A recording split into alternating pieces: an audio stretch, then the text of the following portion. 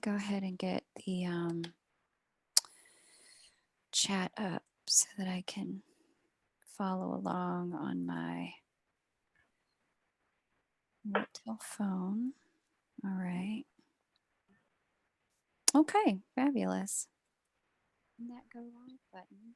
Let me go ahead and get the chat up so that I can. Now I'm muting myself so I don't have to hear myself echo on myself. All right, and then let me get the cameras together to share all of you with everyone. Ta-da! Okay, that works. Wonderful. Okay, let me just get into the chat. Cool. Thank you everyone for joining. It is wonderful to have you guys here. Welcome in. I see you, Miss Rose, Northern Comfort Tarot, and Empress of Duality. Hey guys, it's great to have you two here. Johnny Goodone, Jessica Exo, Shay Yu, thank you for being here. My name is Kay Moon, and if this is your first time joining me, welcome. This Twins in Union panel is part of a Tools for Union series that I was guided to put together as an astrological reader for twin flames. This inspired panel is one of two. There will be other panels and other tools. You can find them all under the Tools for Union playlist on my channel. My guides kind of came to me at the end of last year, and they really highlighted the way that astrological readings or other kinds of readings can really only get people so far. They get you the knowledge of what may be happening, but they don't always tell you how to do the work or walk with you in the trenches when it's time to do the work. And so, bringing together experts and people who experientially are further ahead on the journey or much deeper in certain areas of expertise was the call put forward to my spirit to begin the process of being a bridge to everyone who subscribes to the channel and watches for information about twin flames. This is a step toward a bridge for you to getting the kind of support that will help you facilitate things like doing the self work or the self love or clearing blocks to union or deeper understanding of what the journey is about. And so it's just a pleasure and an honor. Today's panel has me joined by Jill and Remi. If you guys could give a quick wave. If any of you don't know Jill and Remi, they are twin flame healers. Jill and Remi, let me just find, okay, here we go. Yes. Jill Miller and Remi Tivierge. I hope I'm saying your name correct. I should have asked before we got started. Are healers, intuitive guides, and twin flames who began their union journey in this lifetime in 2011. They were married in 2016, and they're joined in union and mission in service to twin flames and other advanced souls worldwide. Their mission is to create a map and ways to help other twin flames and soul connections grow and ascend through their own experiences. In service to Gaia, they're committed to assisting twin flames, star seeds, indigos, and other sensitive souls in their work to heal the planet and personally transform. They've worked full-time as guides and healers for twin flames all over the world since 2013.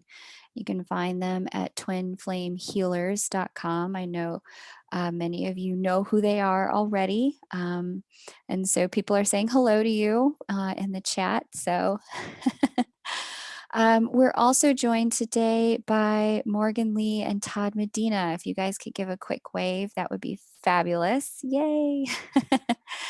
Morgan Lee and Todd Medina are the creators of Soulology One Studios. And Soulology is a platform for people to share their gifts and abilities and stories of awakening.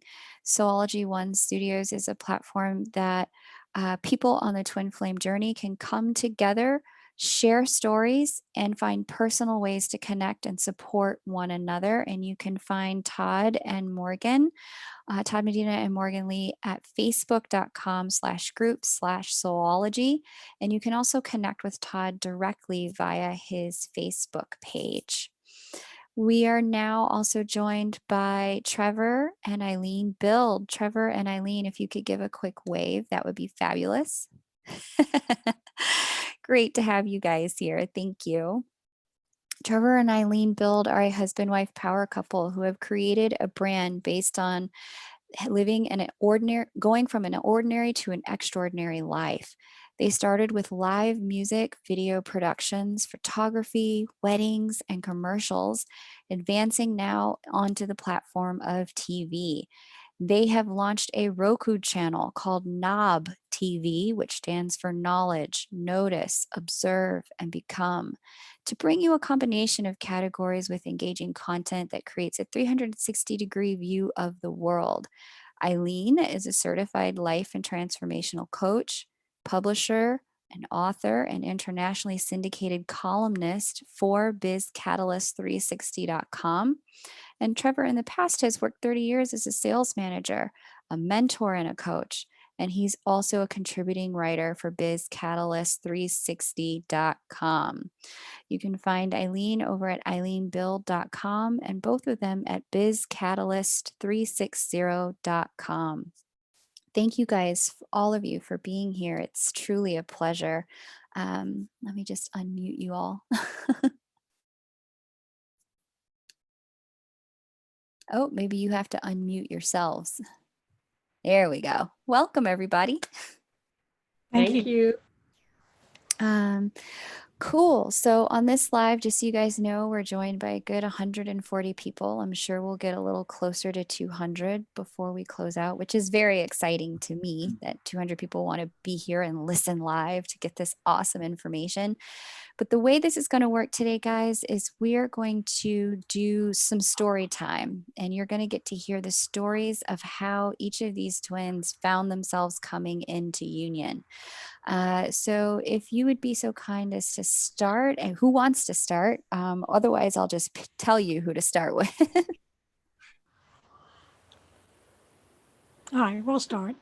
Yay. Why not, right? I'm with her. We have 10 minutes, right? So 10 minutes. And in the Reader's Digest version, we were both coming from challenging relationships, marriages, not looking, but seeking, searching. We were already doing our own personal development work. And I had started a blog. He was on the same website and where the blogs were. I had joined other blogs to get people to join mine, and I kept coming across his icon, and it was driving me nuts. So I finally invited him to mine, and we realized very quickly that we had a special connection, and we could communicate on a different level than everybody else in the blog. So we went private messaging. I was actually trying to help him save his marriage. And it was like an explosion happened at some point, and the energies just went, just crazy. And we couldn't stop it. So we started to research. We didn't know about twin flames at the time. So then we started researching like what's happening to us. And that's when we discovered the concept of twin flames. And it ultimately led us to where we left our relationships, came together. We got married on 11/11/11. And we've been together since 2009. And it's been a wonderful experience. We have learned individually and as a couple things about life ourselves. And we've grown together and we continue to grow. We continue to expand. And for us, it's been a really wonderful journey. Something that we're fortunate about is we got rid of a lot of the challenges that twin flame couples have prior to meeting. And when we got together, we recognized what we still needed to work on, and we got that out of the way first. So then the rest of the time and now going forward is just really making sure we have a strong union, a strong relationship, and it is felt around us. Do you want to share? Yeah.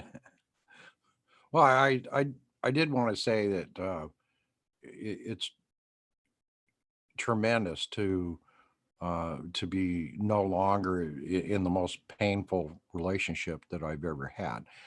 On the other hand, it was very good what I learned during that time, and how I learned to redirect my thinking and get myself in a position where I could no longer, uh, I wouldn't be in pain anymore. Eileen came in at the very tail end of that when I was trying to decide just where the heck I was going to do and where I was going to go.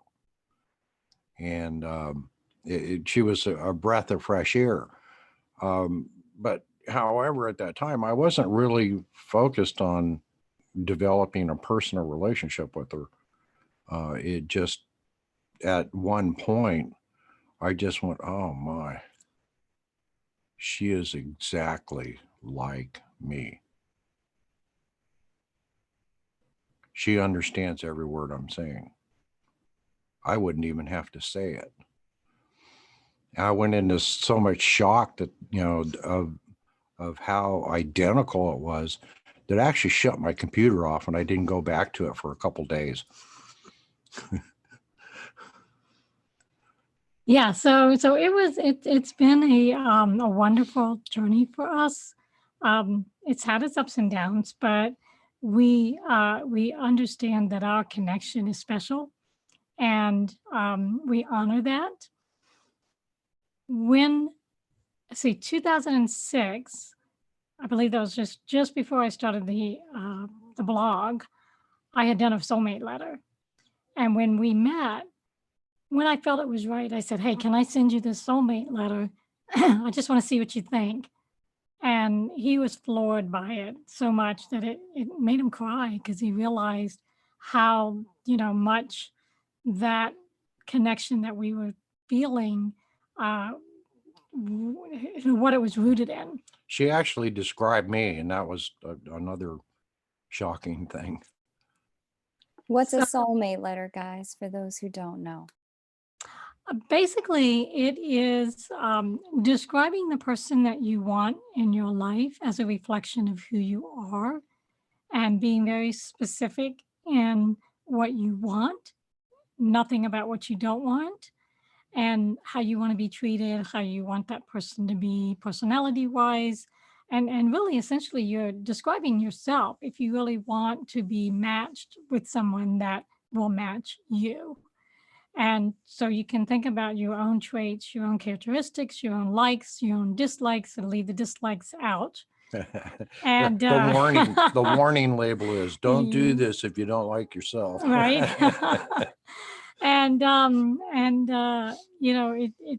It's kind of like that, um the prince on the horse, and he did I did see and vision him on this black horse with the armor, and the prince charming, as a visual that came along as I wrote it, not intending that to come up, but that's what showed up.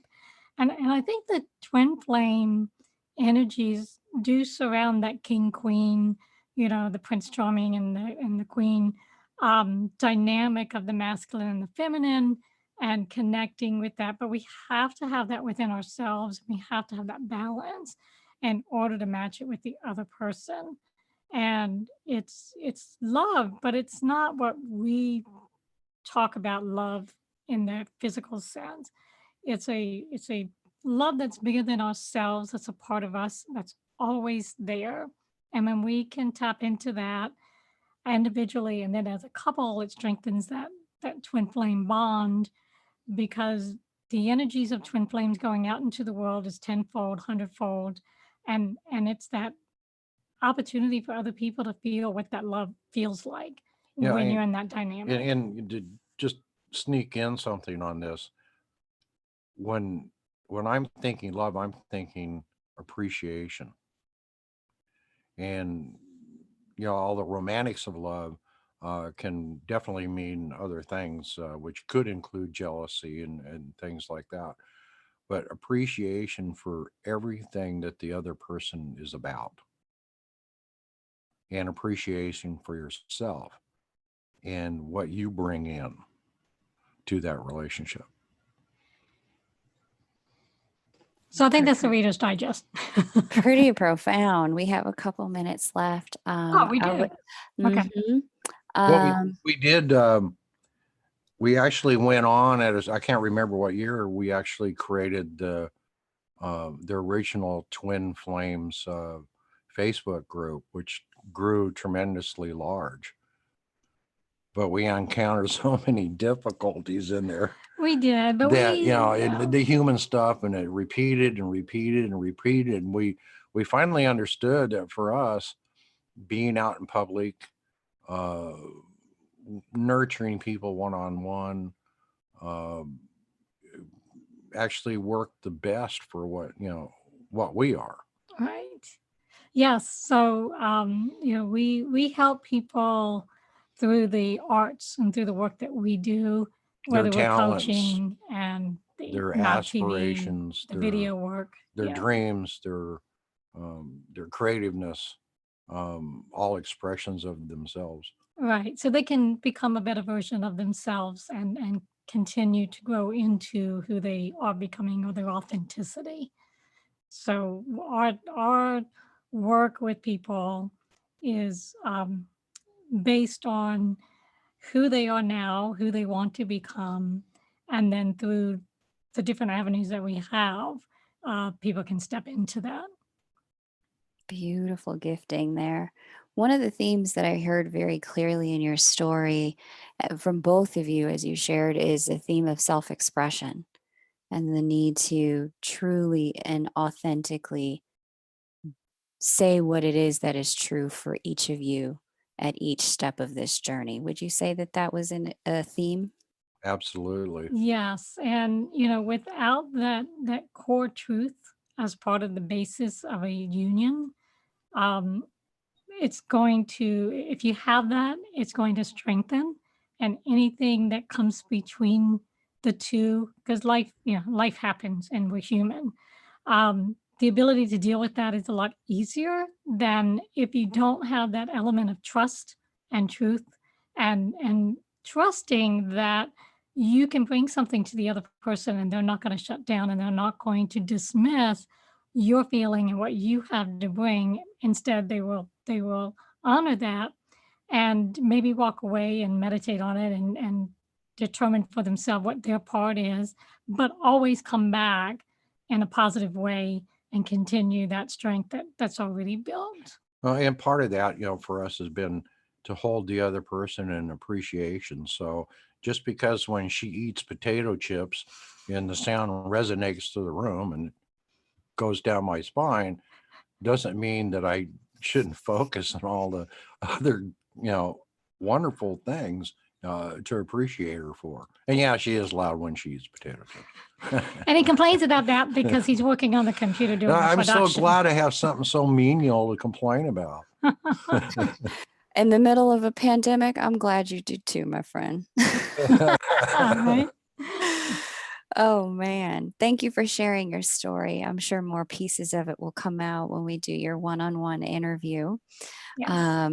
So I'm excited to do that deep dive. You guys who are watching, welcome in. Those of you who have just joined, I deeply appreciate you.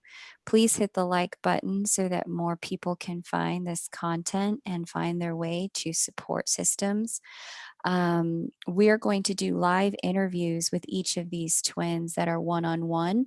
And during those one-on-one interviews, there'll be a bit more intimate time where I'll take direct questions from the chat when we get to the Q&A portion. During this time, there are preset questions representative of the most frequently asked questions on the platform from people who are on the private list. So if I don't get to your question, hopefully one of the main questions that are provided by someone who is on the private list is representative of what it is you'd like to know. Definitely stay tuned for the one-to-one interviews for a deeper dive.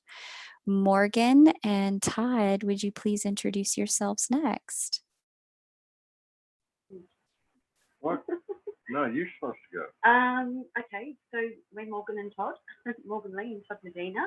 We got married 12th of June, 2018. 18. You're really good with the dates, and I'm not so good. I think the question was, how did we meet?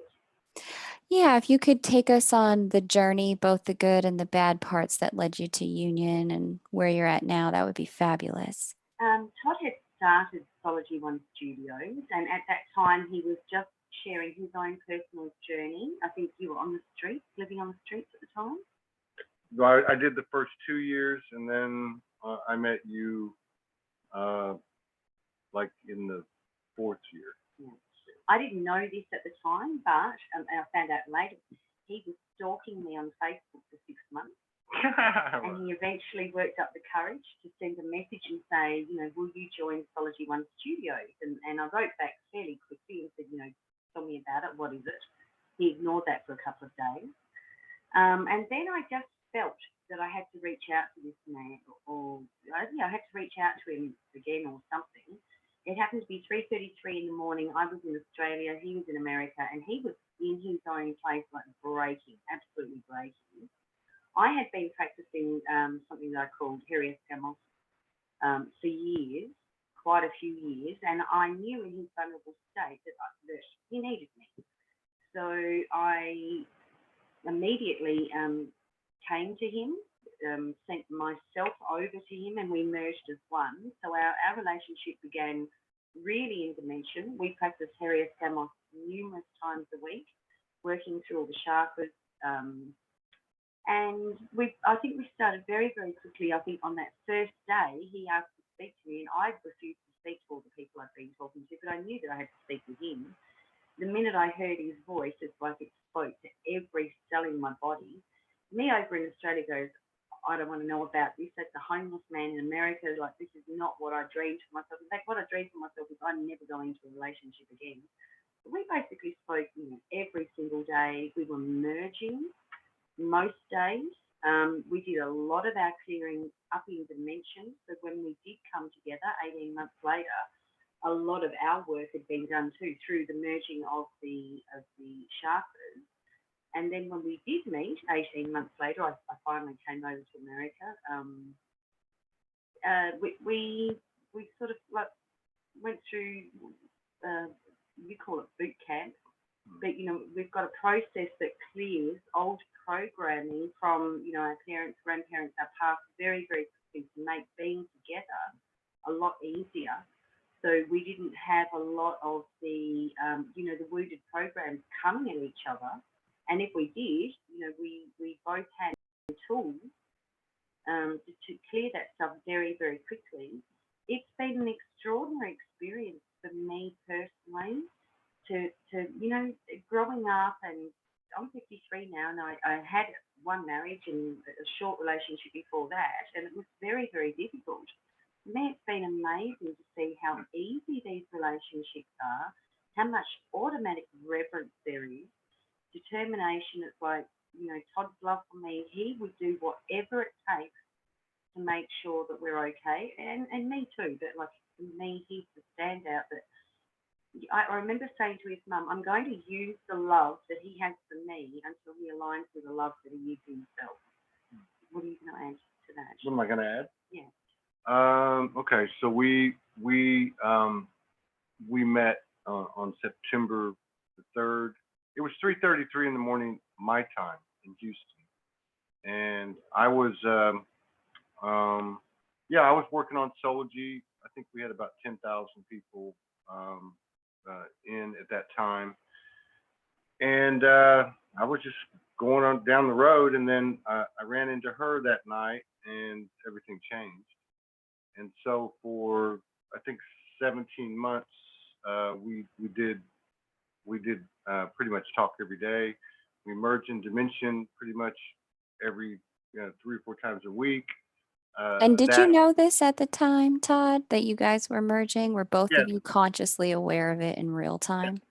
Yeah, well, because Morgan had been downloading this stuff since 1999, and so now it's 2015. She had already received the information that she was here to anchor divine union. She was a part of that was Helios Gamos, soul merging, and a few other things. So when I met her, I was kind of, running on pure intuition and just doing my thing. And so she explained to me right away. She explained to me, and I understood it. She was very galactic, which I hadn't really heard a lot of that. I understood it. I knew the moment that we talked, I started getting downloads, and I told her we're supposed to be together, and she knew it, but she didn't tell me for like 2 years, till like after a long time. But anyway, I just wanted to fill in a couple of blanks. So she pretty much covered everything. I mean, she's an energy practitioner. I'm a broadcaster, producer kind of guy. We co-create Sology in all its platforms. And Well, you created Sology, but when I came in, I wanted to add my part of the dream into that, and that was to create a platform to bring everybody else together as well. Well, yeah, you did really well and very, very quickly. Yeah, and what I was going to say is that in 2008 or 2009, she actually set that intention to create a place where people could come and share their experiences, their stories, their skills and abilities. I got the download shortly after reawakening in 2011, and anyway, where I was going to go with that is, she came for 10 weeks in 2017 after 17 months of long distance. And it was a very intense 10 weeks. We went through a lot of portals. We laid a lot of grid work down. We had a lot of interaction with a lot of opposing energies. She came back the next year, 9 months later. We had an incredible divine union ceremony. We went through more of opposing energies. We went through more portals, vortexes, grid work. We had, at that time, we started to have visitation from Star Family in our bedroom.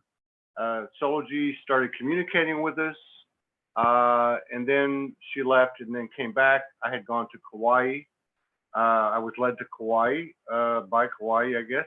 She came over there, and that was in late 2018, and we started having a lot of dragon communication. We started having a lot of Lemurian dimensional episodes and visitations in our bedroom, and we just kept going along. And then in August, we heard to come to the mainland, and we've been kind of traveling around and continuing to broadcast every day. Where I was gonna kind of bring this full circle, we were in Hawaii. And we had many dimensional experiences there. We put our hands together every night when we go to bed, and that's when all the action starts. One night we were there, and I kept getting a lot of visuals, and then she tends to pull everything in. And I had been seeing this circle out in the pasture in front of us. And that night, she started to connect to our monad, or to a monad, one of three that we've been participated in, and we were told in that transmission that basically 60 years prior we had all come together. It was the last time we had entered the monad circle consciously, and we did enter it consciously that night together. And we were told at that time that's when the plan was hatched. Sology was the idea, part of our mission. Our mission, and so this is a story of dimensional, multi-dimensional. It doesn't follow a linear timeline. It looks like I created Sology. I did on the linear timeline, but she declared it in 2008, 2009, and we both participated in a monadic meeting with 22 other members of the monad, and launched the mission. And 2 or 3 years later, I was born, and 5 years after that, she was born. And the rest of our stories are very similar to a lot of people that we have on the show. We've done about almost 4,000 video productions, about 1,900, closing in on 1,900 talk shows. Soul Speaks 5D, which is our main show, and a lot of the stories are very similar. A lot of traumas before the awakening, and I think we're pretty much like everybody else from that point. And but we recognize our role we're instructed and guided every night. You probably want to finish that part. Yeah, I think I have 2 minutes. Oh, is it? My 10 minutes is up. It's all right. It's all very interesting. I do know a lot of people on the journey find themselves having intergalactic communication, and telepathic communication as well with their twin and with others on the planet. So it'll be a lot of fun to dive deeper with you on the individual interview that we'll do to learn more about that, and how people can connect with you. I'm sure there are many people listening now who may not have met you yet in the 3D world, but are having a sense of soul recognition in hearing what you're sharing. So thank you so much for sharing so openly, and looking forward to our one-on-one interview. Thank you. Yeah. Jill and Remi, last but not least, I would love to hear your story. Okay, so I'm starting? Yeah. Okay. So we first connected back in 2011, 11/11, November. And I was actually looking for a healer for one of my kids. And I'd been searching on the web for a while. And all of a sudden, out of the blue, Remi's video popped up. And he was talking about indigo kids, star seeds, advanced souls. And I was just like, you are speaking my language. And the things that were coming out of his mouth were things that I had actually said. I'm tuning into the energy now. It was just a absolutely altering experience. I'm like, that's it. I have to meet him. So I emailed him, he got back to me, and we had a Skype session in December of 2011. And it was just the typical twin flame first meeting, all the bells and whistles. Like I knew him. I had never heard about twin flame. Neither of us knew about twin flames yet. My Kundalini was going off. I had this unconditional love. And I was just like, this is my path. I knew it immediately, instantly. And so we got off the call and my limbs were shaking, my teeth were chattering, and I called a friend and she said, your life just changed. I was like, yeah, it did. And from that experience, I did Google searches, like probably a lot of you guys watching this, what is going on? And it was like twin flames. I was like, that's it, boom. So my knowing was activated right away. I started having dreams that were downloading things to me. It was I was very conscious of the whole thing. Well, he, meanwhile, left to India the next day after our meeting. I was the last session. Oh, and before we left, he said, because I had been doing some healing too. And he said, let's not make this like a client healer thing. This is a trade. I was like, all right, it's a trade. So we made an appointment for me to do my part when he got back. Do you want to talk about your experience? So for me, the way I handled it is okay. She's married, so she's absolutely a fabulous, incredible character, and so I shut it all down. She's married, so forget the whole thing. So I'm off to India doing the spiritual thing and blah blah blah, and not thinking about her. I did really good at shutting it down. But what I was doing in the process is there's some various things that I had in my life that on the conscious level, I had closed down the relationship. On the unconscious level, I was creating space at the soul level. I was creating space for the relationship. So there's some connections that I had, some pieces of work that I'd been doing. And I said, these are over. I don't want this. I don't want that anymore. I don't want this. So I was very much clearing the space to go to prepare for oneness. And I was 100% clueless that I was doing that. At the personality level, I knew nothing. So, and I knew, my training is in couple and family therapy. I've been at it for 43 years now, and I'm a trainer, certified as a trainer, and blah, blah, blah. But all of the knowledge that I have in the field gave me absolutely nothing in terms of understanding what the hell was going on. I didn't know nothing. Nothing. So basically, what ended up happening to me is what Jill did the connecting. I played when I came back. She contacted me and I suggested, here's a book in terms of repairing your relationship. Bye, all the best with this. and then she pursued some. And what I did is I played the damsel. I was sitting back, basically waiting, and she pursued, so gradually we connected, and then it became very powerful very quickly. So then I was like, okay, this is going to take some work. So, because I knew the path, I just knew what was going to happen. So, I arranged to come out for one of his trainings. His work at that time was called Indigo Soul Work. And it was teaching people the tools of how to heal themselves as an advanced soul, starseed, because a lot of the normal healing methods don't work or are very limited. So he had been working in that field for a while. I came at it from, I had been working in the Akashic Records. I'd been doing tons and tons of practices that brought in light, ascension practices. He had too, but my focus was really on bringing in light. His focus was on clearing darkness, clearing blockages. So I came out to the training, and within that weekend when we first met physically, this was March of 2012, it was just like boom, boom, boom, boom, boom. And the knowing, he caught up to the knowing.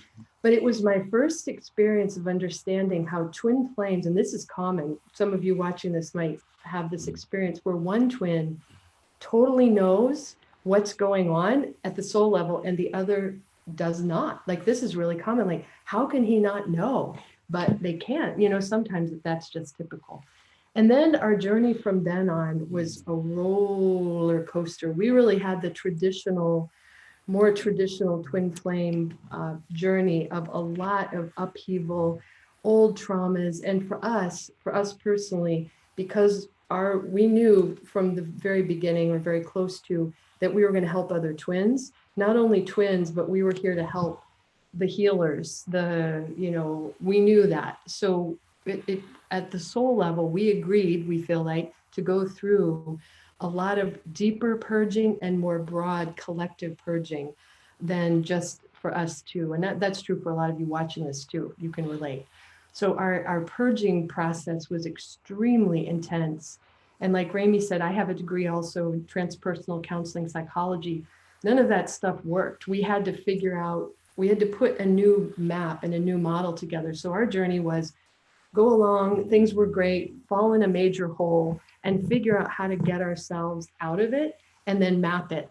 It was really clear to us, we need to create a map. So other twins who are built like us, we're more the transformational type.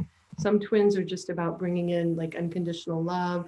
Others are about more like you guys, the creative types or whatever, but we are transformers, and that's who really comes to us. That's our tribe, the transformers and the healers and the ones who are here to clear very broadly. And we get into some really weird stuff too, you guys, like you're talking about the starseed visits and so we've gone all the way to the bottom and really high up too. So I'm going to go forward a little bit. And last week, we Jill had a download. So we're connecting in, and she was channeling some stuff, and she connected with the Pleiadians. And okay, fine. So I'm the typist of the group, right? When she's channeling, so I type this stuff in, and she's talking about we need to do some clearing for them and so forth. Okay, fine. So I don't get it. I'm busy typing, and I'm just doing my secretarial job right at that moment. So, well, then after that, what ends up happening to me is I go and connect with myself energetically, and after the secretarial role, I start to feel into it, and going more deeply into what's this about exactly.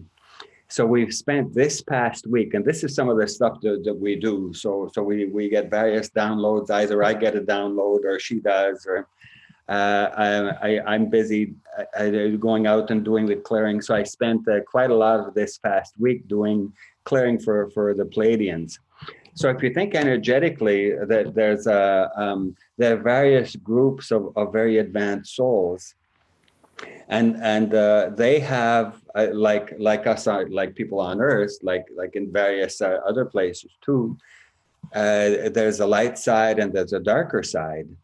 So they connected with us in order to ask for our help to do some clearing for them. So I've been pacing. We have this park, and we're in Greater Vancouver, Canada, and we have this little park called Stanley Park. So walking around that and doing some clearing for these various energies. And that's part of what we do. So we have a practice in terms of working with clients and so forth, and we're trainers and we do webinars. And we also have this secret mission that we don't usually talk about. You guys are talking about the intergalactic stuff, so so we're putting some of that on the table too in terms of some of what we're doing. And then we get together and we talk about it and we bounce ideas, and it's incredibly rich. Jill and I talking together about whatever really brings out incredible richness and creativity. It helps us to go further. And then we see another piece, and then we do another clearing, or we do, whatever, or we decide, let's do a video on this, and so on.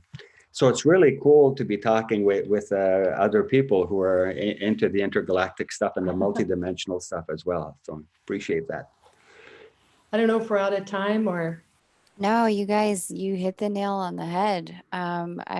This was it. This was our moment. So thank you. Beautifully said, beautifully shared. I'm sure many of you listening are also recognizing, I've seen a few of you commenting that this is a very different panel than panel 1 was. And I think somebody had mentioned both beautiful and also very different. And I put these together with the intention that the energies would be different, so that you could see that there isn't a right way or a perfect way. There's just your way when it comes to your journey. And there's many different ways to quote unquote do the work, and many different ways to work with people who can help you take that next step.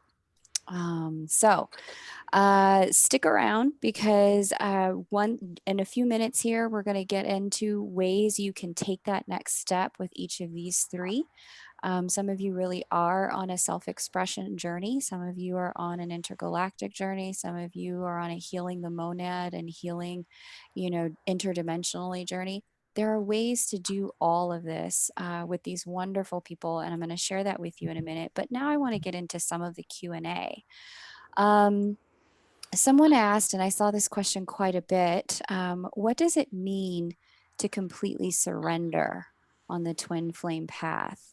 There's this idea out here that some surrender is something that must be done, and it can like maybe you're twins with somebody else, maybe they want to remain friends with you, maybe they don't, maybe on the journey there is some sort of recognition that some of this is not totally in our hands. There's something bigger going on here. So what is surrender? What does it mean to you, and how did you encounter it in your journeys?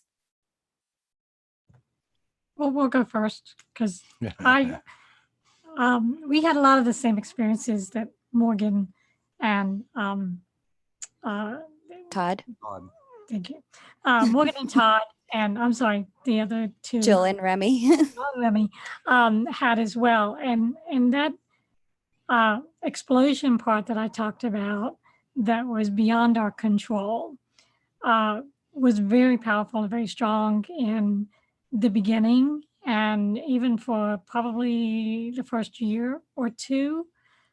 And the thing that came to mind for me constantly was I had to surrender to it, because it was not going to stop. It was not going to slow down. And recognizing that there was something at play that I had no control over, but was kind of like magnetically pulling me to him. And no matter what I said, did, thought, tried to stop, it had an energy in and of itself. So I couldn't resist it.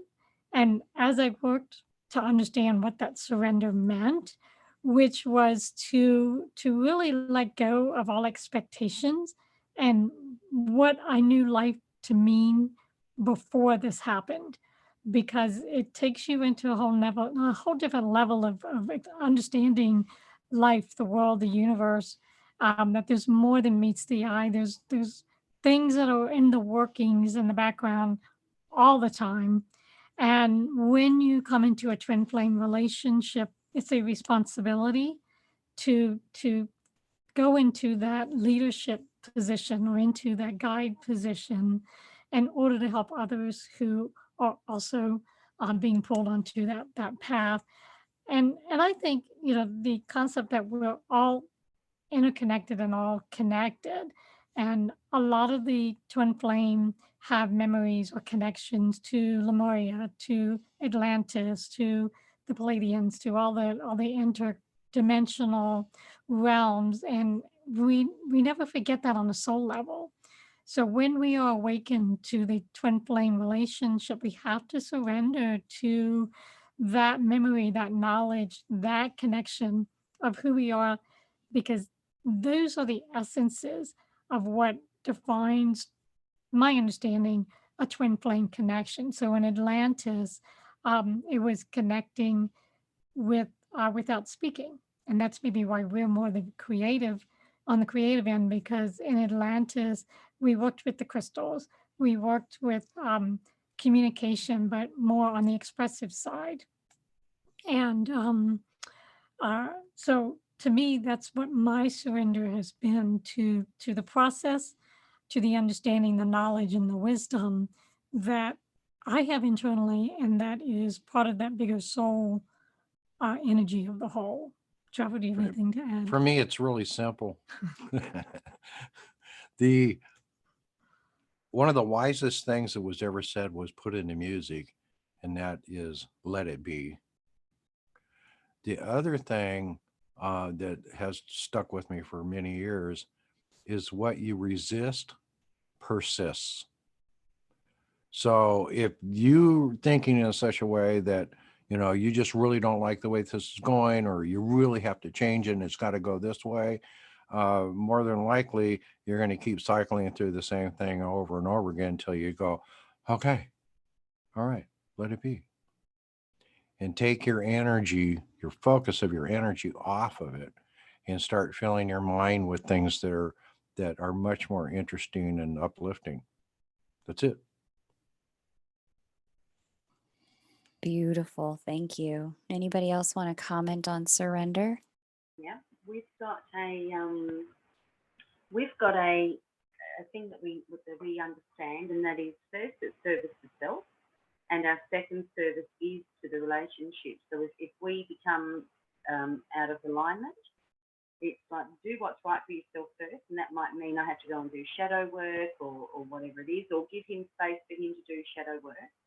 And there's this automatic thing that just clicks back into remember the love that it is between the couple. I've also got a saying that I say to myself, and that is, I refuse to have an ongoing relationship with my own wounded ego. Please don't be surprised if I refuse to have one with yours. So we really operate like that. You know, we have our periods where we don't even have to say anything. We can recognize, okay, something's not aligned here, and we just go off in our own separate space, knowing that first we have to serve ourselves, and secondly, our service is not to each other, but to the relationship itself. So, you know, I think as we remember to surrender to that, then we automatically start aligning again. But if there was a wound or if there was a program there, we actually give each other the space to go off and do that first. You want to add to that? Sure. Okay, so for me, I guess it's really weird to me because ever since we met, and even other things in my own life, on my own journey, you just have this certain knowing. So it's kind of strange to me, but one of the things that's happened repeatedly with us, and we've actually had because we interview a lot of couples, and you know, I think we've actually had a pretty smooth ride. We've done the work though. We haven't had a lot of, you know, fallout and things like that, but one of the things that's occurred over and over to us individually, not so much anymore, but it still happens, but also when we're together connecting, is we hear, are you willing to give the other one up to elevate to the next levels. That's not asked. We're asked. We've been asked often. Now, are you willing to let him go? And I say yes, and he says yes, and automatically we shift up to a different level by letting go, surrendering. Yeah, that's my point. Yeah. So my point is that there's a part of me that knows. I don't personally, and she doesn't either. We don't get wrapped up in labels. In fact, we don't care for the twin flame label at all because of the distortion that's associated with it. We don't have any labels for that. Yeah, but there's a part of me that goes, wow, I wonder if we're actually, split from the same soul, But then the other part just quickly throws it out, like with everything else that comes through, whether it be a download or a dimensional experience, and you take what you need and you move forward and stay present. But what I find interesting about the question, in my own experience, is although I have this innate knowing in regard to Morgan, we've been asked repeatedly in the course of our journey to surrender, to give up the other person. And she's right. Every single time we do it, we elevate instantly. Like I'm talking like seconds later. So it's strange to me because you can't go into surrender saying, oh, well, I'm going to surrender because I know I'm going to elevate. And I know she's still going to be there on the other side. This surrender that everyone's referring to is, to me, I call it surrender to the embrace, because it's like a not a blind faith, but it's something that's within us, that's innate, that kind of knows what's going on and knows what to do. But it's a huge part of the journey, in my opinion. That's all I have. You good? Okay. Thank you. Amazing.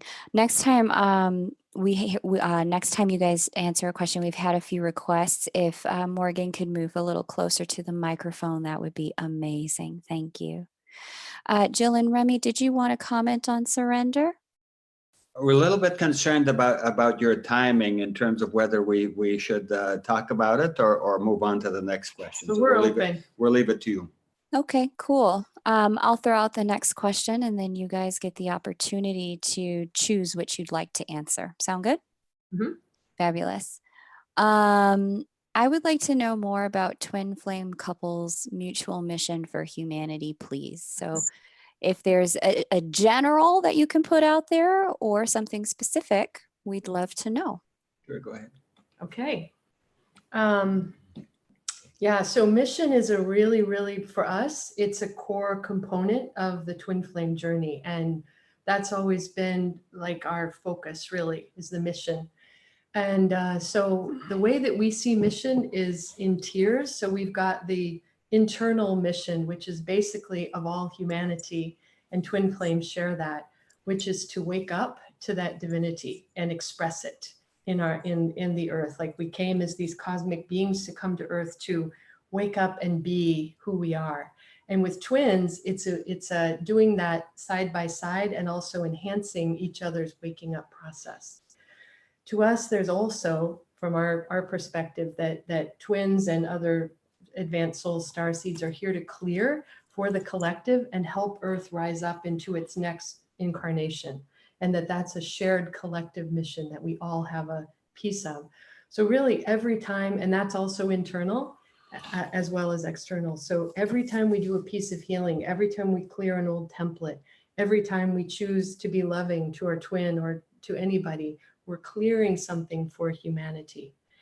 And then there's the overt mission that not all twins seem to have, but some do for sure. And that would be, for example, to join together and be healers or teachers, or even to support each other in that.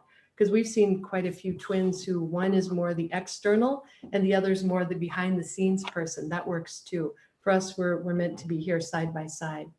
So see what you want to say about that. I'll just say a little bit more.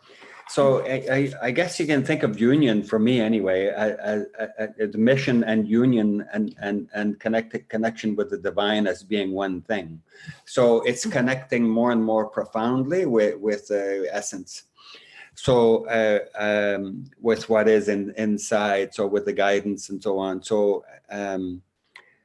So I can be guided to go sit on the stump for a few hours and do some clearing in relation to COVID, the energy really broadly, or we get guided to talk about doing a video in relation to what's going on out there, people being really stressed out, or okay, it's time to go sit down and do some more work in terms of we're organizing a manual for the next webinar series and so forth. So so the mission is usually you can think of it as external, putting stuff out into the world, but it's very much, it starts within me, but it's also a dance with Jill, and it's also a dance with spirit. So the more we flow with that, the more profoundly and well it goes.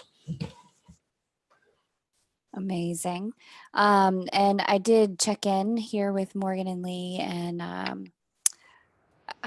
Morgan and Todd, and with Morgan and Todd and Eileen and Trevor. I want to ask you guys, are you going to be okay if we go a little over time? Because I heard you mention time, and I wanted to just check and see if you had space in your schedule for about 20-ish minutes extra. Is that okay? Okay. Okay, fantastic. Thank you. Morgan and Todd, Eileen and Trevor, do either of you have anything you want to add on union? Or I can also throw you another question. I do. Okay, add. I always viewed mission, and this is just the visions that came to me, starting with it's almost a genetic imprint that we come with. And what I had always seen was like 3 plates of glass that had a blueprint, and perhaps it also looked like a circuit board, and those pieces of glass were laying on top of each other that formed a whole.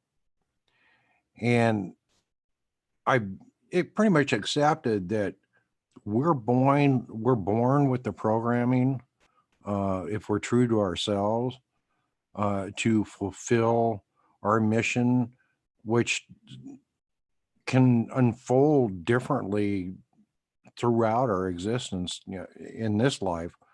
In just watching, how things have changed for us and what we gravitated towards, and what skills were already there and what passions were already there to do those things. After seeing that, it's really our blueprint, our genetics, our circuitry, and we're following the prompting to fulfill those things. And to add to that, what we've noticed in what was said before, we agree 100% with what you guys said as far as the union and the mission and how that's described. For us, I'll take it a step further. For what we've recognized is that just by going out together, there's something energetic, and I'm sure all of you will understand this, and you're shaking your head, that just being together, and we don't even have to hold hands, just walking into a room together, it's like everybody stops on some level and they feel it, they know it, whether it's on a soul level or a conscious level or subconscious level. We are a twin flame or a union couple that has something dynamic between us energetically, and people want to be around us. Everybody comes to get something. There's always, and it's already there from us to give. It's a natural, even if it's just a hug. Right. So for us, we've discovered by being out and doing the filming that we do and being in the public and socializing, that's one of our missions. And the way that we fulfill our mission is just by being together, not having to do anything specific. And people constantly have said and still say, we want what you have.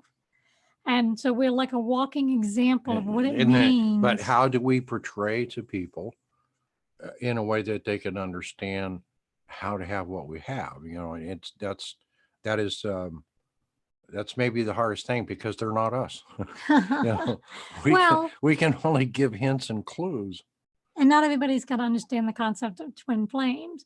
So we basically lead by example, and everything we do, whether it's Facebook postings, whether it's in person, the work we do, it's always geared towards that unconditional love that was mentioned earlier, and to be with people, not just your partner, but to be with people um, with a understanding of everything as a give and take relationship.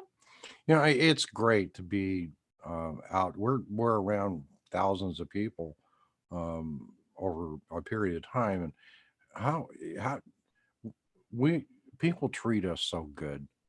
We're spoiled. We are, we We are. we you know we can't help but give because everybody gives to us. The minute we get there, it's just it's a very wonderful partnership with people. And I believe it's a reflection of our partnership.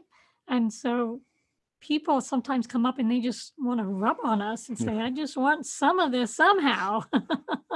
But we feel honored to be able to bring But that to others just by being ourselves and not having to do any But I teaching, not have did to do want to anything. say But I this. do love the teaching, yes. You can't expect every twin flame couple to be that exact pattern because each twin flame couple comes with different things needed by different people.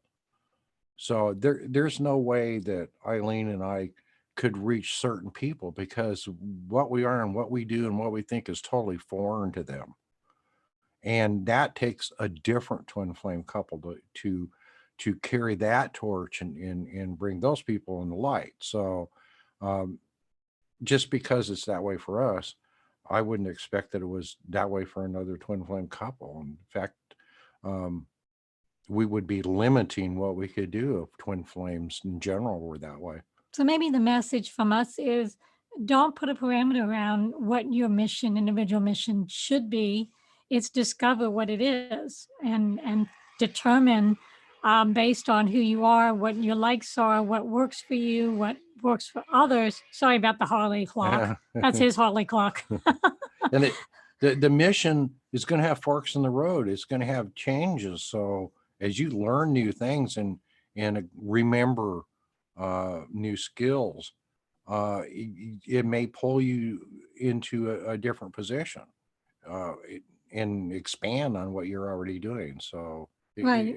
so Yeah. I can't say right now our mission is to create a worldwide show that everybody is going to listen to because It may not happen. it may not be. It might be that we're supposed to create a bunch of little shows. Yeah. Who knows?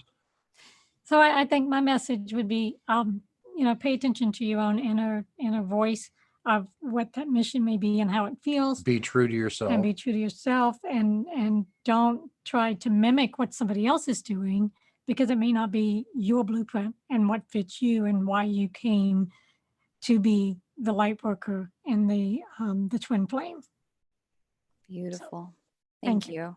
Yeah, that resonates quite a bit with things that I've been shown in my own work and by my guides, that there are many who are meant to carry a vibrational frequency and are placed in public arenas so that that frequency can be transmitted via people running across their auric field, touching them, making eye contact with them, that there's huge transmission of light codes through those interactions in public spaces and in public arenas that can't be accounted for, or also needs to be accounted for, I should say.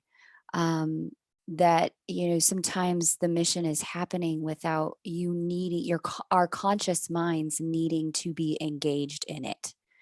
Sometimes the conscious mind can be.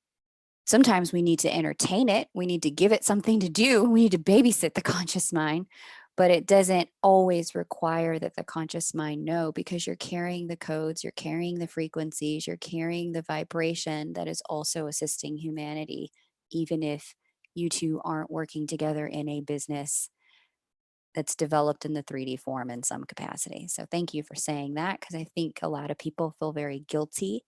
Sometimes I find that in my work that people feel very guilty or very somehow off track or giving themselves a hard time that they don't want to have, or they're not having some sort of, and now we will come together and teach the world how to love on this platform. So I'm really grateful that you shared that. Thank you. Okay, I did see one question come through the chat that does seem important to take a divergence from my scheduled questions that I want to give to you guys. Heather Fleming asks, how can you elevate your connection out of the ghosting, blocking, karmic partner scenarios that is so common? Many people in the Q&A from the spreadsheet that I had gathered intel on said, there's a lot of that scenario, runner chaser scenario, and there's an exhaustion and fatigue that comes with it. What can you share about how to step out of that based on your work?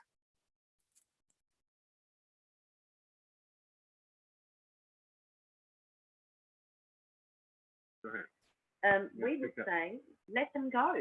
If somebody's running from you, let them go. Because for me, these relationships and everything we've seen, both within ourselves and all the others, is that if the couple is meant to be together, nothing is going to keep them apart.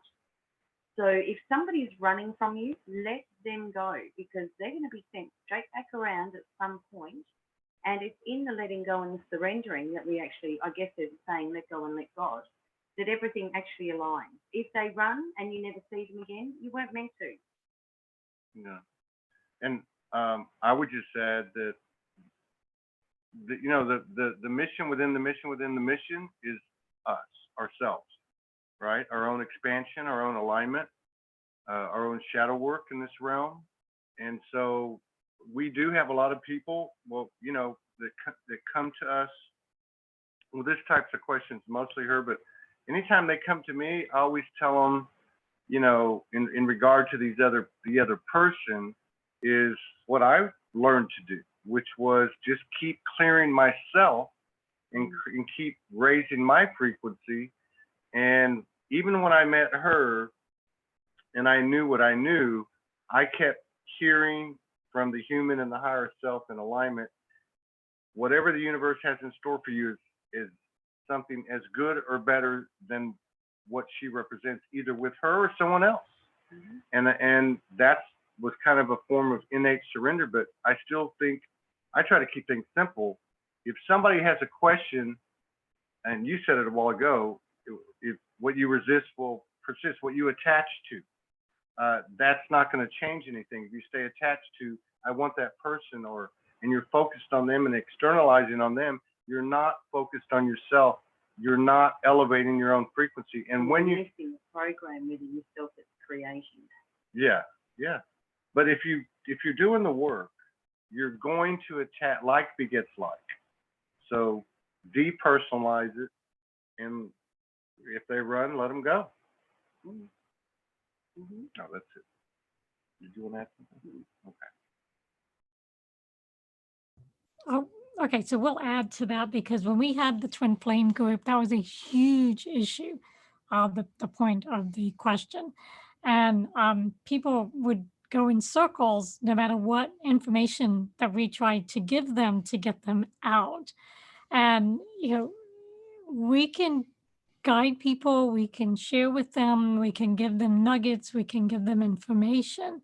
But unless they are ready to take that, to move themselves to the next level, it's going to go in and it's going to go out. So what the individual, banking on what Todd said, what the individual has to look at is to step away from the concept of being a twin in that relationship and look at, as an individual, where am I on that scale of the vibration, on that scale of where I am dimensionally, where I am in the groundedness, in the centeredness.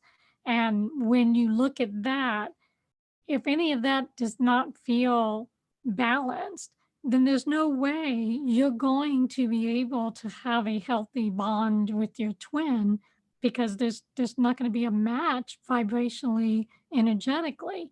So in some ways, you're pushing that other person away because they're at a different level. So your goal is to get the vibrations the same and then raise together with the same vibration. But if you're trying to raise it, there's going to be resistance.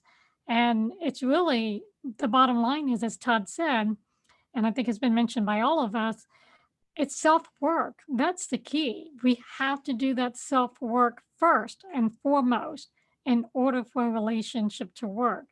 So, outside of the twin flame, if you had a relationship with a parent or a child or a coworker or a boss that's not healthy, why is it not healthy? You're not on the same page with something. You're not looking at something the same. You have a disagreement about something. Well, it's the same concept in the twin flame, but it's a deeper relationship, and you want that relationship to work so bad that you're missing out on what it takes to allow that disconnect to become a connection. The other thing that we ran into, and I studied this quite a bit because, we really want the best for people, that we meet, and we know people are suffering out there and they're struggling with these things.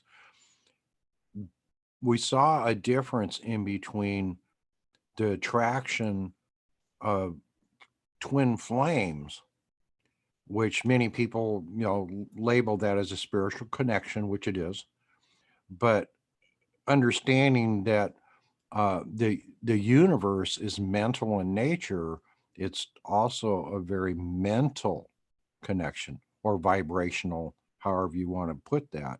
But both minds can operate together. Then you have the other part, and that's genetic attraction. And something that we saw continuously was definitely genetic attraction. Genetic attraction is very possessive, and it doesn't want to back off, and it wants to get what it wants, and it's just sure that that person is their mate or their soulmate. And if you can't let it be, let it go, Surrender. relax it, surrender, then it's a very good chance that it's a genetic attraction, which is really designed about creating the best offspring. It's not about twin flames. And there's a lot more to it. There's more to it. Yeah, Yeah. but that's the basis. That's simplified.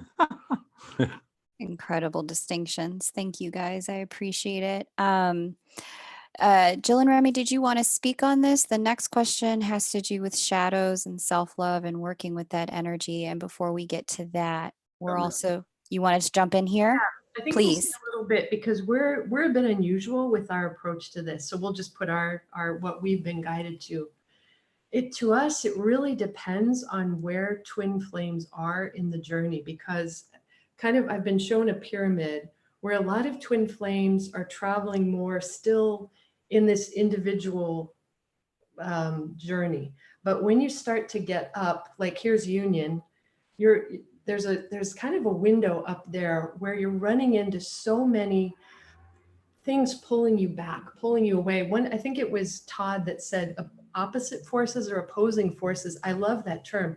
So in our viewpoint, there's so many opposing forces working on us, like in training us back, that to us, sometimes we need a little help, that if we just leave it be, we're going to get sucked back. And of course, it's all about self-work. In one level, we agree, but we also take it a step further in that we can assist each other too. So like for us, for example, and again, this doesn't apply to everyone. That's why you're doing these panels, right? So you can get different viewpoints. But for us, what we've been guided to see is that twins can assist each other in that waking up process. Now, that does not mean in the 3D, you're going to go chasing after them or barge into their lives. Like sometimes they are fulfilling, a soul contract or agreement. But a lot of times what we've seen is that there's some stuck energies or a template or something that feels like being in a spider web. And that twin, it's like the Sistine Chapel where the God hand comes down and meets man. That's what we see twins can do. So we can assist each other energetically. Now, this is tricky because it's on the one level, you have to have absolute non-attachment to the outcome. You're not doing that to get them with you. You're doing it genuinely to assist them and to just wonder, gosh, do I have a piece of the light that I can just turn their way without attachment, and it can go, because twins also, we awaken each other. You know, it's a joint mission, or a joint ascension process is what we see. So we're always assisting each other, and sometimes we can really provide assistance that is needed. And so again, you're sitting back in the 3D maybe, but at the 5D level or the healing level. And there's a lot of evidence that distance healing works really well. And so we're a bit different in that we do encourage people, but not with an agenda, to see if there's assistance that they can give their twin. And again, it's tricky, and it's only probably for twins that are nearer, and they just have some blocks that the other twin can assist them in doing. And I will say just one other quick thing. Sorry, it's going on long, but this is such an important and just a hugely asked question, that we've also been shown in our guidance that twins can take turns where one will be more in the dark and one will be more in the light.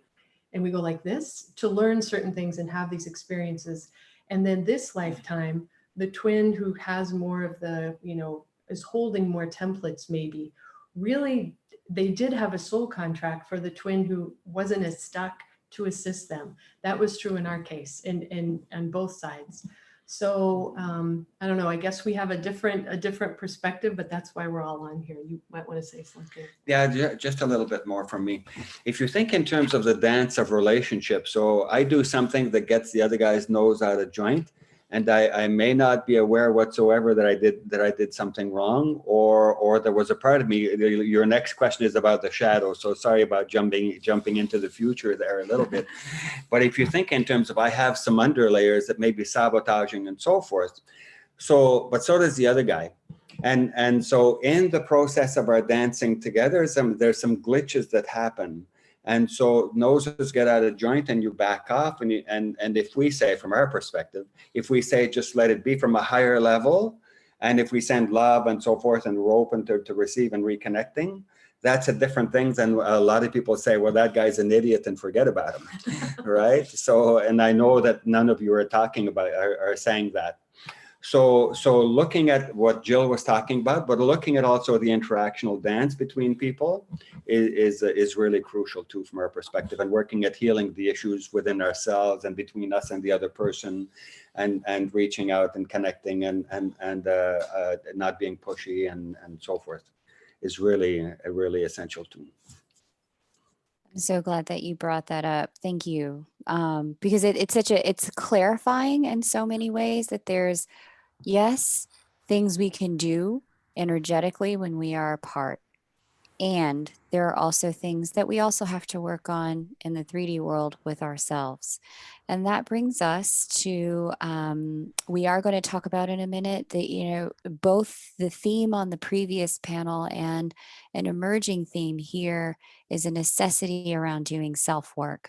And so we're going to talk about, what is self-work? What does that actually mean? How do you actually do it? What are the first steps, depending upon where you're at? We're going to talk about that in a minute, the logistics of that, so that it's not so broadly thrown around, or broadly defined, I should say. But before we get there, I want to give you guys the chance to find your way to getting support from whomever you resonate. And so I want to pause here and just ask each of you guys, can you talk to us a little bit about, if anyone here is resonating with what you're saying and they want to take the next step with you, what is the right thing for them to do at this time? How do they get in touch? Jill and Remi, will you go ahead and kick us off? Sure. So you can, we're at twinflamehealers.com, and we offer, our goal really with you guys is to give you the tools, because we don't want people dependent on tons of sessions, tons of all of that. Like, some of that is great and we all need help, but part of what we do is teach you the tools. So we have our program called Transforming Blockages, and it's really for advanced souls and twin flames. And then we also have our more training, guiding webinar series. Right now, we're in the midst of a longer series or a longer program called Transcending the Stages of Twin Flame Union. And we worked on the soul, past lives. So it's really helping people work through the stages, loosely defined, and get into more union. And right now we're in the midst of multidimensional childhood healing. So we're working on childhood healing and templates. And we're constantly creating. So you can go to our website, and if you sign up for our newsletter right now, we're going to be doing a free Twin Flame Healing and Guidance call in a few weeks, and you can get, or free to anybody on our list. So sign up for that and you can get that for free, and we'll be interacting with you live. Amazing. Thank you so much. Am I still? Can you guys hear me? I think you can. Great. Perfect. Thank you. I put links to both items there. And where, if people want to get that free call, if they just need to sign up for your list, where do they do that on your That's on website? our homepage. So if you just scroll down a little bit under the fold, you'll see a subscribe button, and you just add your first name and email, and you'll get the link right away. Okay, beautiful. Thank you guys so much. Eileen and Trevor, I know one of the ways that you're supporting everyone has to do with allowing them ways to create their authentic expression in the world. Can you tell us a bit more about how they can do that and how they can find you? Yeah, so we have a website called knob, knob-tv.com. And we have music categories right now, include music, all original music, personal development, interviews, podcasts, radio shows. Interviews. I think I said that. Okay. Docuseries. If someone is a producer and filmmaker, we are open to like indie films or any film, any kind of movie or film that needs a platform to be showcased, and health and healing. And we can have up to 20 categories. So as we gather information, we will add the categories. And a new one that we're developing is book reviews in a video format. So it's kind of cool. So if anybody has a book and is interested in being part of a video, we group 3 books together. And then we also have on Facebook Mojo Monday and Musings, and you can join that group. And then I do have a website. You mentioned an old one earlier. I forgot to give you the new one, which is corethinkingblueprint.com. And that's my core work that I do for moving people forward in life. And we're getting ready to start filming and launching Mojo Monday Musings, which is really about every morning when people get up and they're having their cup of coffee, they can watch a 11, 12 minute, we're targeted on 11 minutes, something positive to think about, something to direct their day to a better result. We'll be filming that probably starting next week. So that's how they can get in touch with us. Beautiful.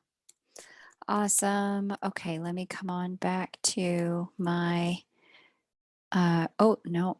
Oh, yeah, I am talking. Okay, great. I always have to switch back on my very small 11-inch screen between multiple pages to make sure I've got everything where it's supposed to be. So thank you for your patience. And last but certainly not least, Morgan and Todd, how can people find you to do deeper dives into this work with you? They find, well, for me, I'm contactable immediately on my Facebook page through Messenger, just Morgan Lee.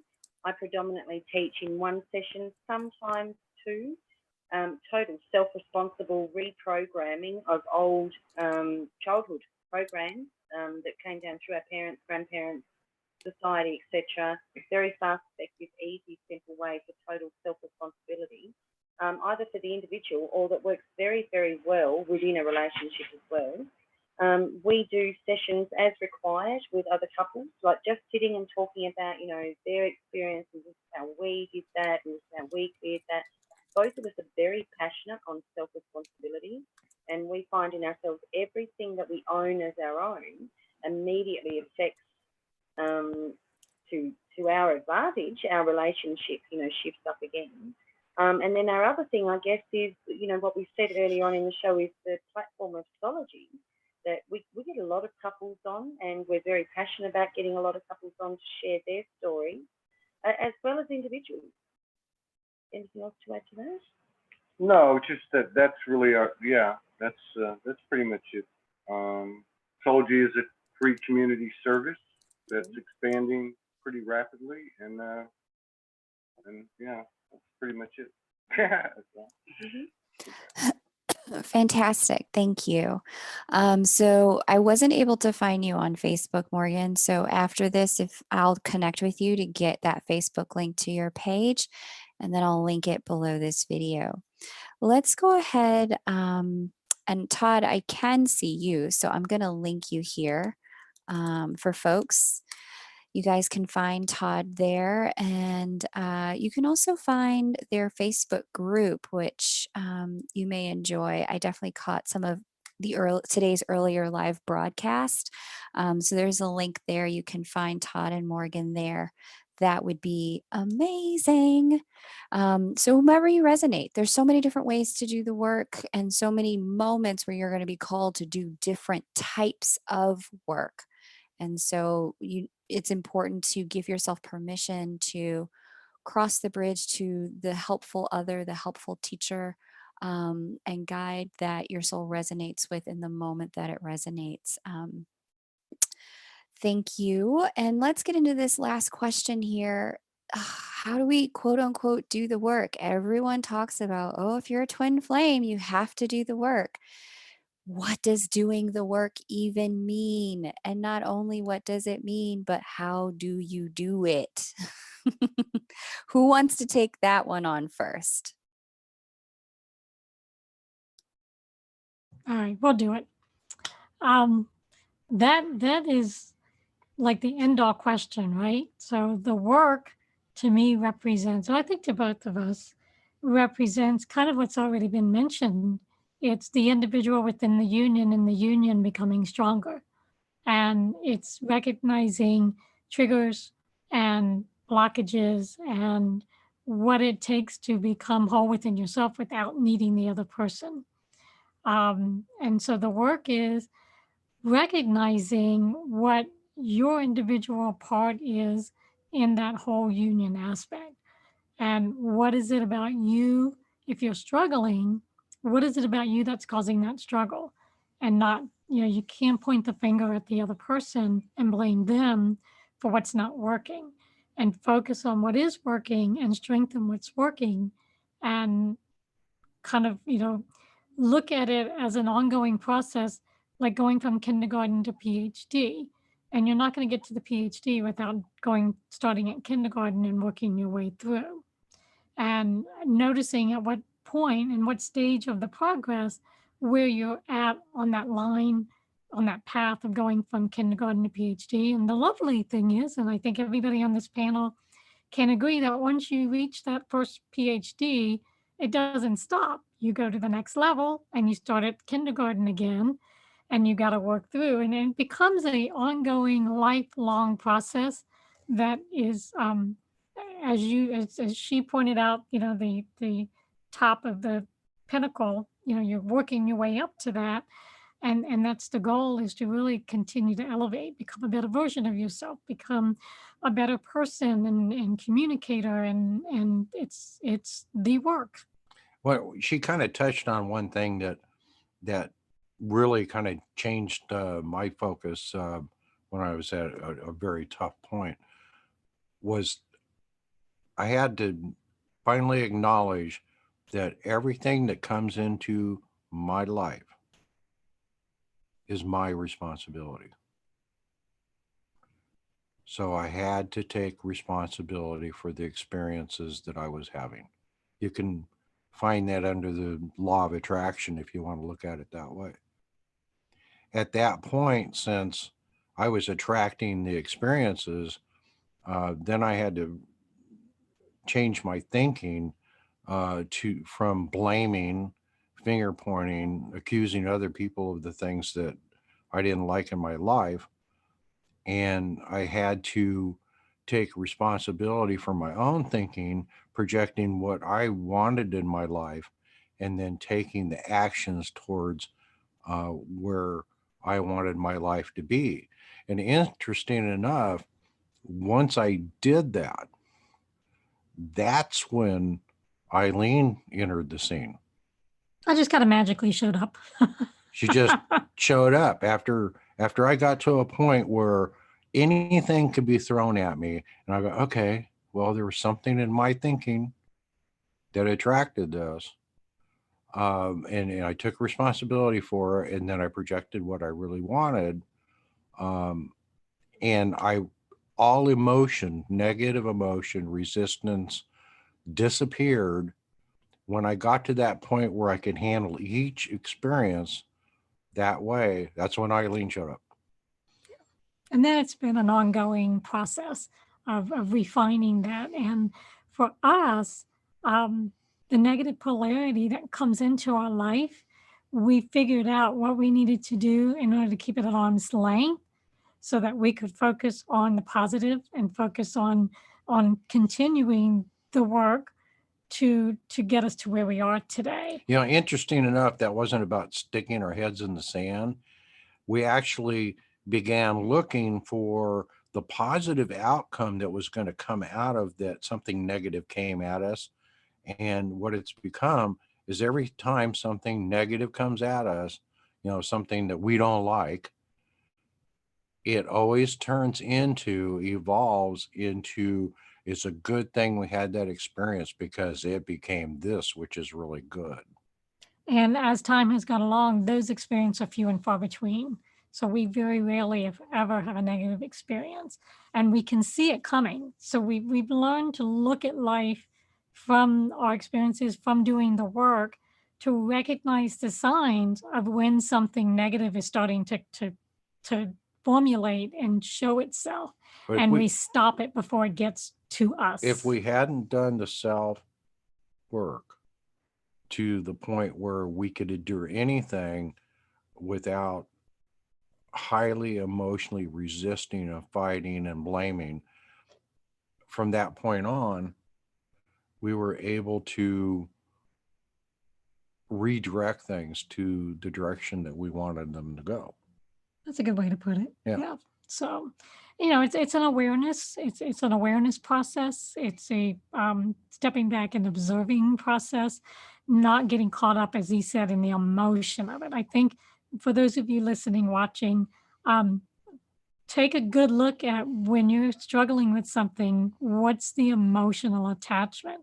And try to step away from the emotion, take the emotion out of it. Get out of the loop. And get out of the loop and look at what's really in front of you without that emotion, and then work on that and resolve it and process it so you can move forward. Because I think the goal for everybody is you don't want to feel stuck. You don't want to feel like you're in this no man's land or Groundhog Day and you can't get anywhere, to the point that you want to pull your hair out and you want to scream. And I'm sure a lot of you have done that.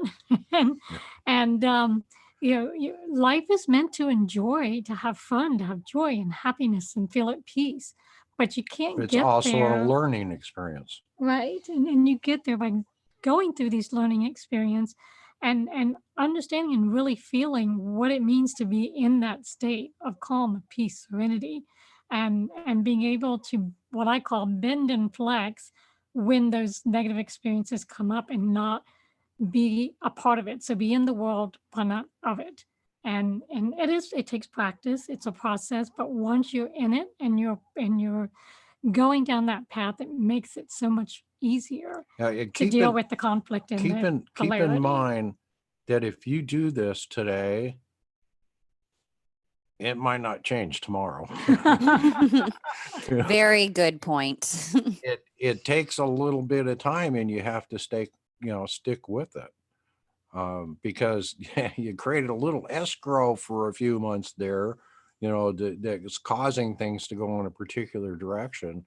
And now, guess what? You gotta work on the other side of it, and tolerate a certain amount of what you created, but at the same time, staying focused on what you want, and which would include everybody else, Right. others, and it will clear out, but it ain't changing tomorrow. Takes Yeah. time to deconstruct momentum and build it in a new direction for sure. Yeah. Well, thank you. Morgan and Todd, would you be so kind as to share with us what you see as the work for Twin Flames, and how do you suggest people go about doing it?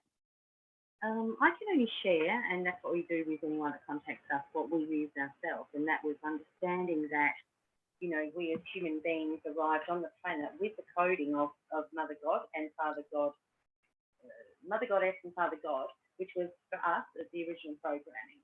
And so then for me, through my life, you know, the partners that I picked, or all the events that I chose, were either the perfect mirror or the polar opposite of the mirror.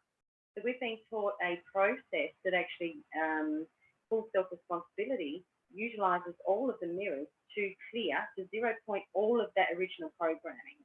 So for example, you know, if I wrote down, you know, my mother was controlling, for me, the opposite as a child was subservient.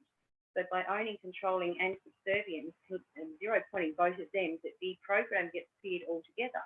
But then there's a second part, and that is by recognizing all the mirrors of the positive attributes.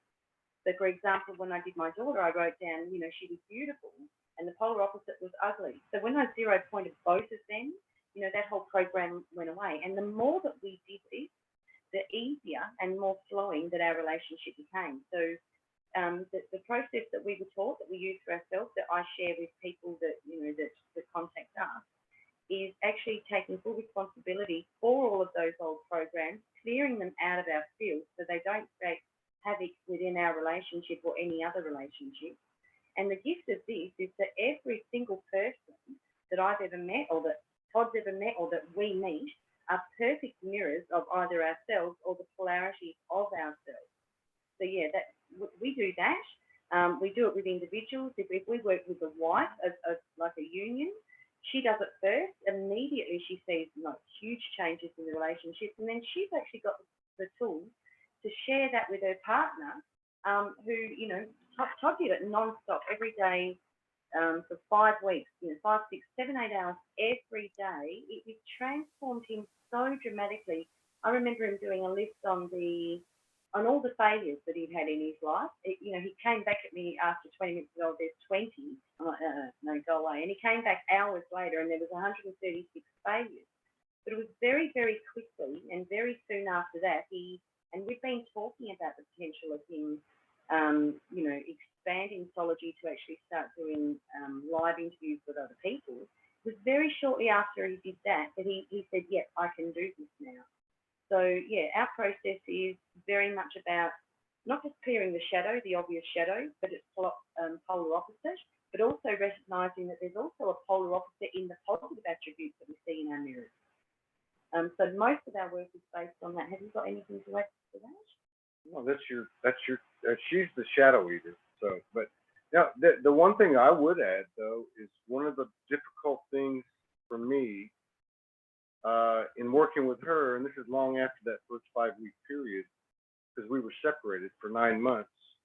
I think people have a challenge understanding when something is active in their field. Mm-hmm. And I think we know that we can't externalize anything, but it's very difficult, I think, for people to identify with something that they clearly see that they're not.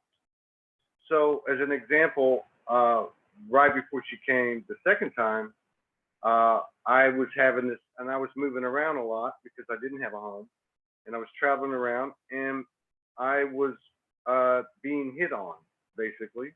You know, I was being approached by women, and I was making it very clear to them that I was not interested. So one night, I melted down, and I called her, and I said, what the hell is this? I can't trust any of them. They say one thing, and then here they come. And she said, it's your fault. And I said, the hell it's my fault? I'm not doing this. And she said, it's still active in your field. And I said, oh, wait a minute.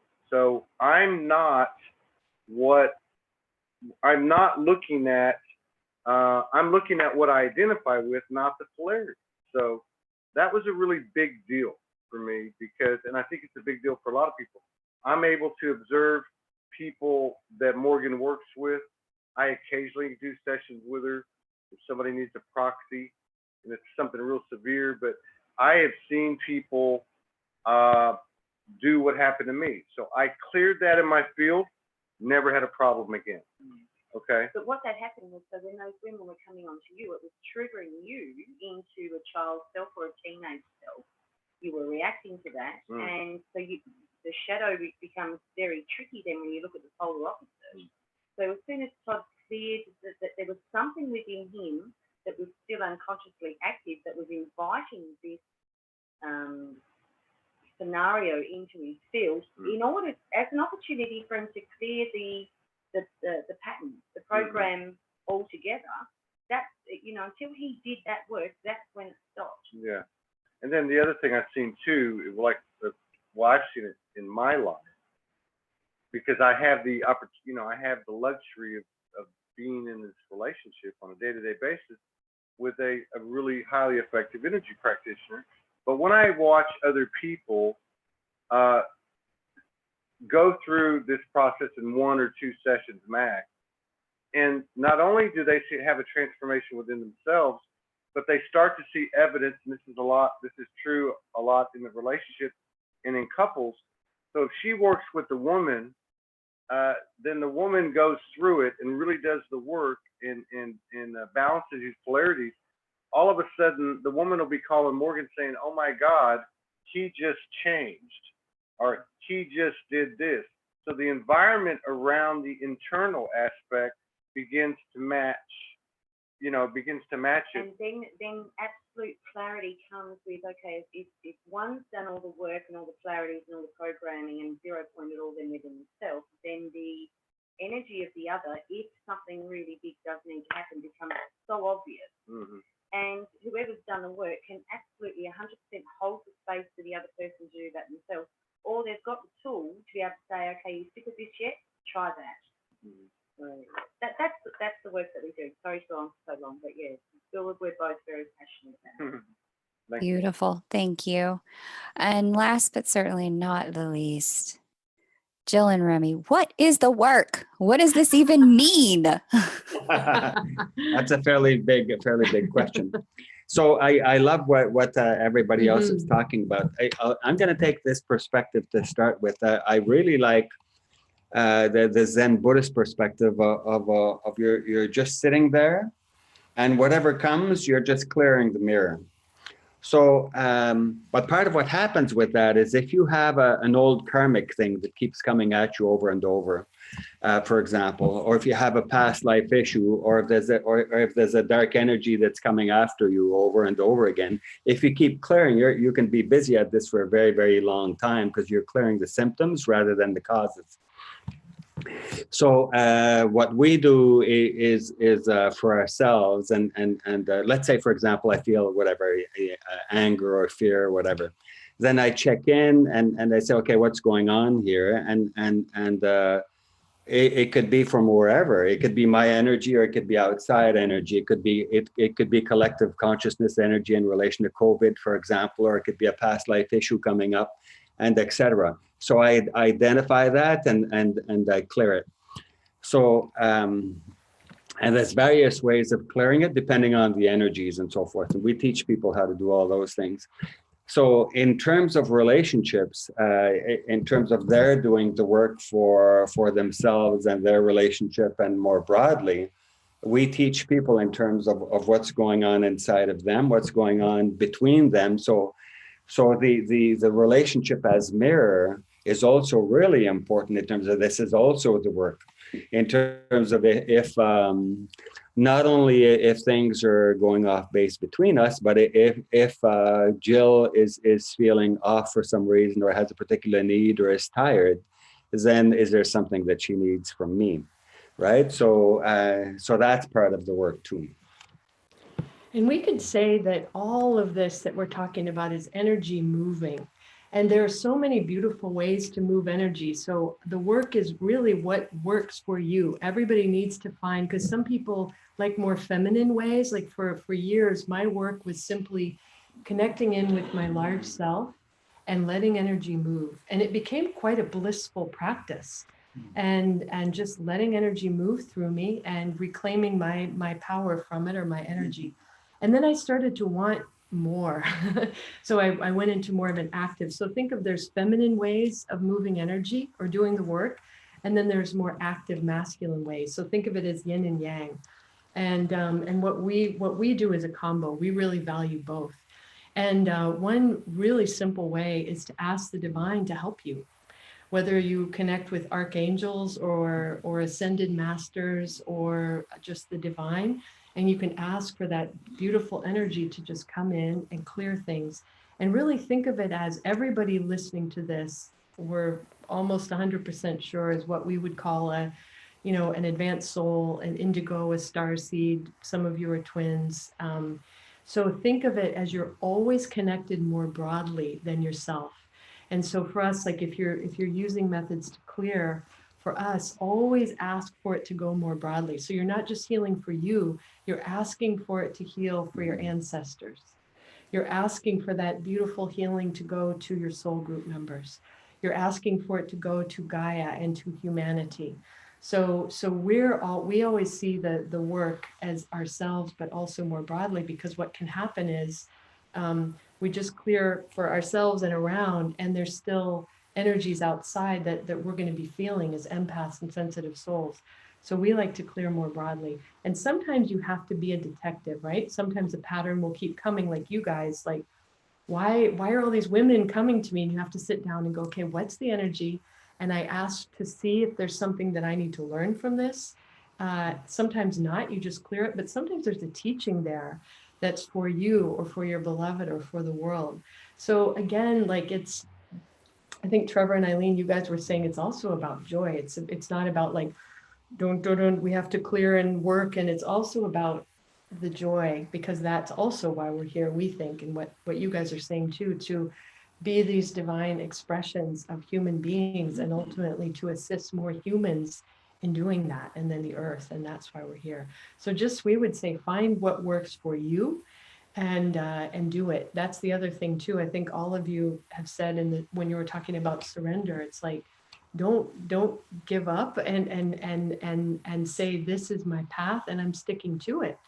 And Trevor and Eileen said it doesn't happen in a day, but if you stick with it, like what happens when you do the work, whatever that means to you, is life becomes more and more miraculous, more and more joyful, more and more synchronistic. And a lot of times you have more and more union with yourself, with the divine, with your beloved and the world. So it's really worth it to do it. But you have to find what works for you. Beautiful. Beautiful. I think it also bears saying, and I think I mentioned this earlier, that sometimes things that work for us at one moment in our journey, it can evolve, and we may find that we need to recall to do a different type of work at a different stage. So I really thank each of you for being here. You've been a beautiful representative of the spectrum of collective work that we can be doing for ourselves, for our twin, for the collective. Such an honor to witness your beautiful unions, to hear your stories, and an incredible gift to be able to be a bridge today for the collective, to more of the collective to find their ways to you. I'll be linking for every one of you watching. I'll be linking below this video the ways that they shared for you to do work with them and engage with them. And definitely check out Twins in Union Panel 1. A very different vibration, also high vibe, very different types of work, also equally valuable. Find what works for you. Thank you everyone so much. Take great care, and bye.